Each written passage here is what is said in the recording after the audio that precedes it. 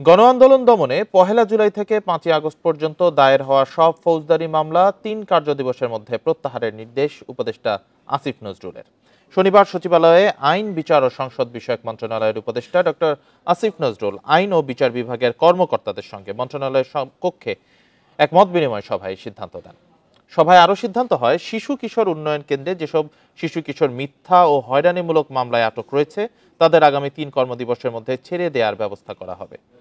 জুলাই আগস্টে ছাত্র জনতার গণ আন্দোলন দমন করার জন্য যেসব হত্যাকাণ্ড ঘটেছে সেগুলোর সঙ্গে জড়িতদের দ্রুত বিচারের আওতায় আনার ব্যবস্থা করা হবে। প্রিয় নম্বর সেট করে বিকাশে সেন্ড মানি করুন ফ্রি।